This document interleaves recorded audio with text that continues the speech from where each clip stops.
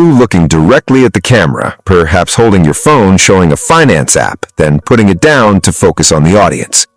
You finally hit that milestone, the $3 million, the $5 million, whatever that magic number was. But instead of feeling that sense of freedom, you feel nothing. Why does your bank account look like success, but your life still feels like you're living on the edge? Today, we're cutting through the noise to figure out why your net worth is growing, but your peace of mind is stuck, and more importantly, how to actually fix it. Understanding the goalpost shift and why more money doesn't always equal more peace.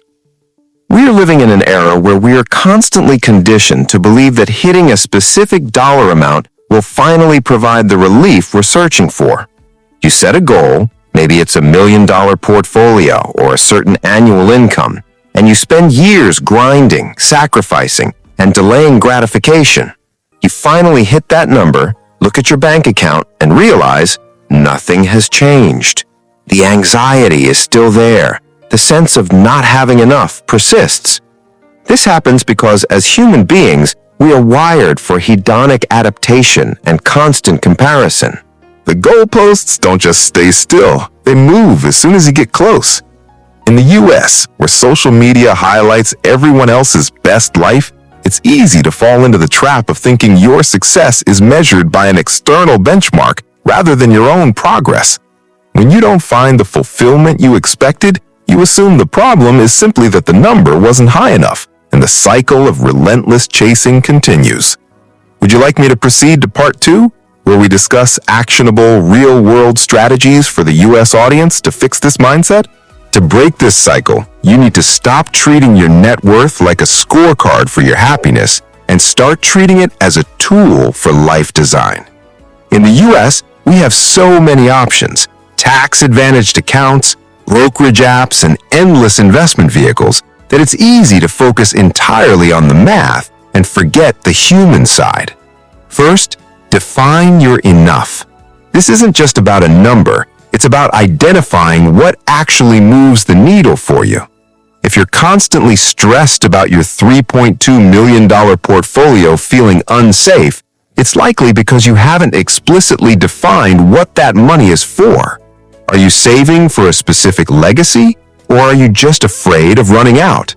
If it's the latter, run the actual probabilities. Look at your safe withdrawal rate and factor in Social Security or other income streams. Often, when you see the math laid out, you realize the fear is emotional, not mathematical.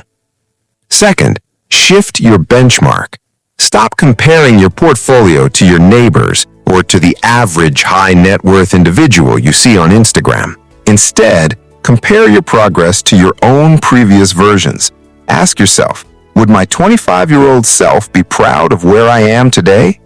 This internal calibration is the only one that leads to genuine contentment. Finally, build permission to spend into your plan. If you are a naturally high saver, you have to treat spending on experiences like a mandatory expense. Schedule that trip or that family event just like you would a 401k contribution. If you don't explicitly plan for joy, the spreadsheet optimizer in you will keep pushing it off forever, and you'll wake up at 70 with a large bank balance, but no memories to match it. Would you like me to proceed to part 3, where we discuss what you can do today and identify the core takeaway for your audience? If you want to stop the cycle of chasing the next number and actually start living the life you've built, you need to take action today. Financial security is not just about the size of your nest egg, it is about the clarity of your purpose. Here is what you need to do immediately. 1. Write down your why. Don't just list your assets. Write down exactly what this money is supposed to do for you in the next 12 months. Is it to buy back your time? Is it to fund a specific family experience? When you anchor money to a concrete goal, it stops being an abstract number on a screen and starts being a resource for your life. 2. Conduct a pillow test. Review your current allocation. If the market's volatility keeps you awake at night, you're over-indexed on risk, regardless of what your advisor or a YouTube video told you.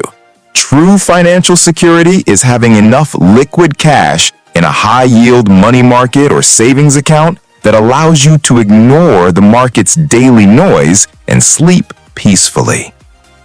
3. Schedule a non-negotiable joy expense. Pick one thing that you have been putting off because you were waiting to reach a goal. Whether it's a weekend trip, a dinner, or a donation to a local cause you care about, commit to it this week.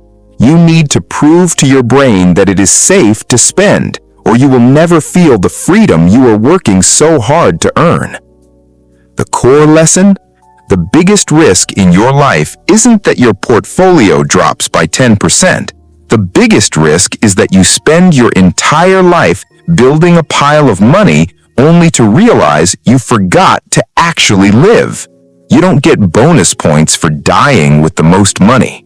Financial optimization is useless if it comes at the expense of your emotional well-being. Start prioritizing your current life today, because the only time you are guaranteed to have is the present. Your support motivates us, so don't forget to like, comment, and subscribe.